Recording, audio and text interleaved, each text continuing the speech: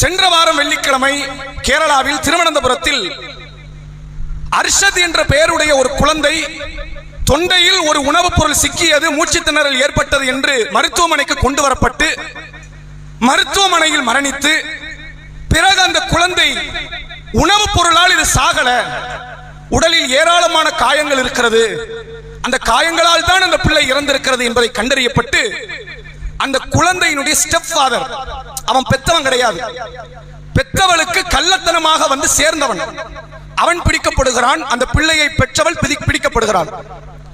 இந்த இருவர் செய்த இந்த குழந்தை மீது நடத்திய மிகப்பெரிய ஒரு ஹராஸ்மெண்ட், ஒரு பெரிய வன்முறை தாக்குதல், அது என்னங்கிறது குறித்த தகவல்களை முதல் நாள் இரண்டாம் நாள் வெளிவந்தது. ஆனா முழுமையாக உடற்கூறு ஆய்வு போஸ்ட்மார்ட்டம் முடிச்சதுக்கு அப்புறம் 2 நாளைக்கு முன்னாடி தகவலை சொல்கிறார்கள், 51 காயம்லாம் கிடையாது, 92 காயம் உடல்ல இருக்கு. நீங்க ஹதீஸ்ல பார்க்கலாம், உஹது யுத்தம் சஹாபாக்கள் கடந்த யுத்தத்திலே மிக மோசமான ஒரு யுத்தம். 70 நபித்தோழர் ஸ்பாட்ல அவுட்.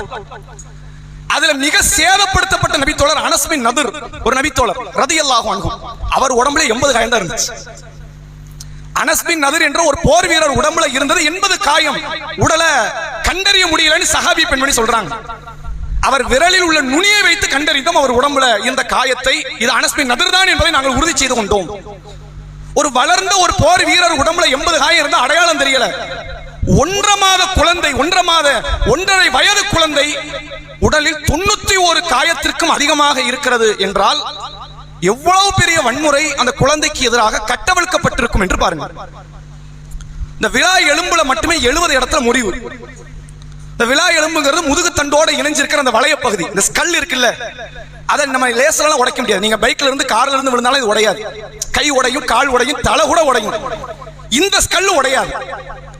அப்ப இது உடல் கூறு ஆய்வை முடிக்கும் போது அவங்க என்ன சொல்றாங்கன்னா, அவன் ஏறி நின்னா மட்டும்தான் அது உடையும். 1.5 வயசு பிள்ளை ஏறி நின்று மிதிச்சிருந்தா மட்டும்தான் இது உடைஞ்சிருக்கும், சும்மா உடையாது.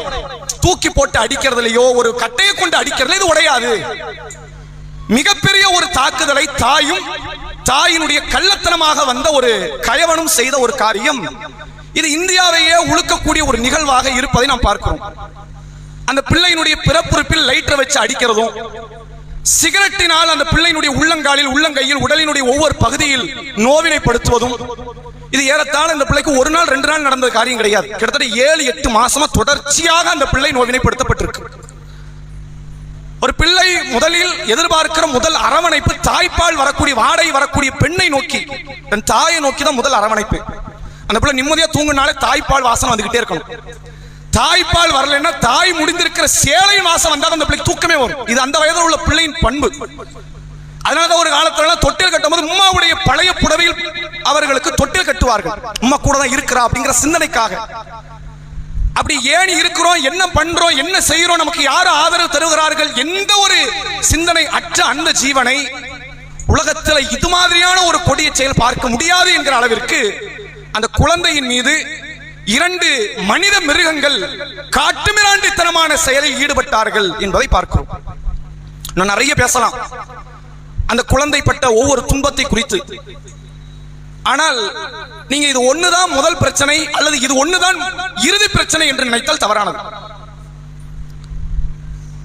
இதுக்கு முன்னாடி நடந்த இன்னொரு சம்பவத்தையும் உங்களுக்கு நான் நினைவுபடுத்துறேன். ஒரு 4 ஆண்டுகளுக்கு முன்பாக விழுப்புரத்தில் ஒரு இஸ்லாமிய தம்பதியர் ஹஸ்பண்ட் அண்ட் ஒய்ஃபா இருக்கிறாங்க. உங்களுக்கு ஒரு பிள்ளை பிறக்குது, பெண் பிள்ளை.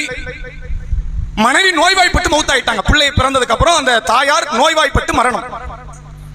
இந்த பிள்ளைக்கு நோய் தொற்று ஏற்பட்டிருக்கு, சர்க்கரை வியாதி 2 வயசுல அந்த பிள்ளைக்கு இருக்கு, இந்த பொம்பளை பிள்ளைக்கு. இப்ப இவர் என்ன பண்றாரு, இன்னொரு கல்யாணம் முடிக்கிறார். இது விழுப்புரத்தில் ஒரு இஸ்லாமிய குடும்பம் செய்த செயல். இவர் 2வது கல்யாணம் முடிக்கிறார். 4 வருஷம் ஆச்சு இந்த சம்பவம் நடந்து. 2வது கல்யாணம் முடித்து வந்த ஆஃப்ரின் என்ற பெயருடைய அந்த பெண், அவளுக்கு ஒரு பிள்ளை பிறக்குது. இந்த இப்போ முதலில் பிறந்த முதல் தாரத்திற்கு பிறந்த அந்த பிள்ளை நோய்வாய்ப்பட்டு பெரிய பொருளாதார இழப்பை தருகிறது என்பதை தாங்கிக் கொள்ள முடியாமல் பல சித்திரவதைகளை செய்து நெஞ்சில கல்ல வச்சு அடிச்சே 2 வயது பிள்ளையை கொன்ற ஒரு இஸ்லாமிய பெண் அடிச்சு கொன்னுட்டா. இப்படி இது மாதிரியான நிகழ்வுகளை எல்லாம் நீங்கள் பட்டியல் போட்டு பாருங்கள். குழந்தைகளை கொள்ள இப்ப பூச்சாண்டிலாம் வேண்டியதே கிடையாது. பூச்சாண்டி வந்துருவான், உம்மாவே போதும். பிள்ளைய கொள்றதுக்கு யாரு போதும், பெத்தவ போதும் அப்படிங்கறத நிகழ்காலத்தில் நடைபெறுகிற பல சம்பவங்கள் உணர்த்துகிறது.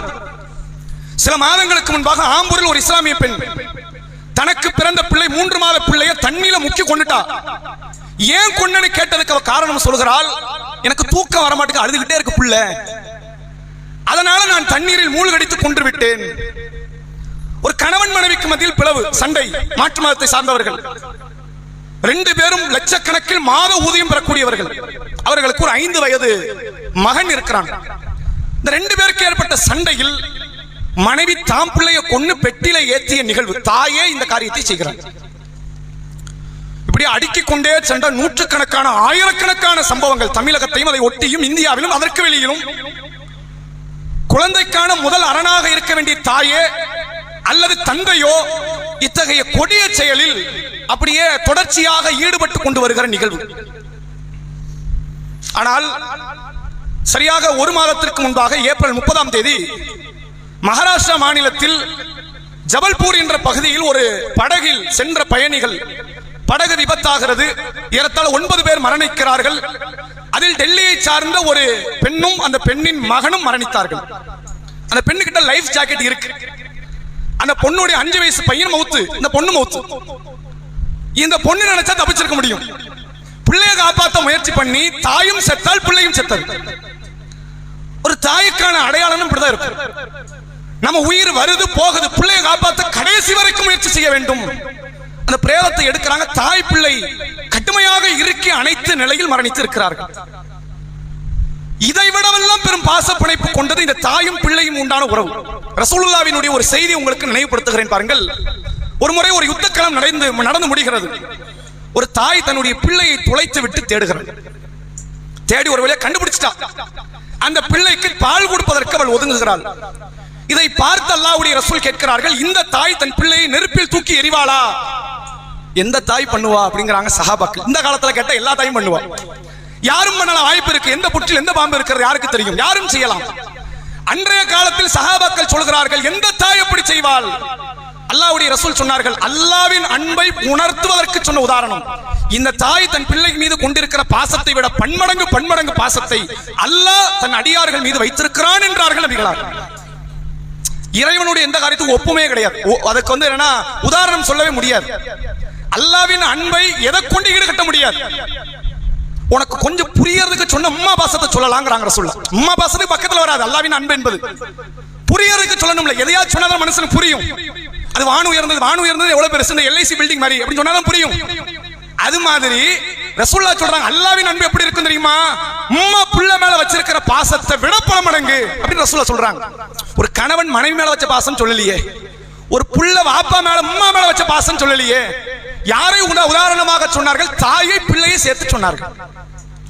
அப்படிப்பட்ட அந்த தாய்மை உணர்வு இன்றைக்கு பல குடும்பத்தார்களுக்கு மத்தியில் சிதலமடைந்து சீரழிந்து அது நாசமாக கூடிய ஒரு நிகழ்வை நாம் பார்க்கிறோம்.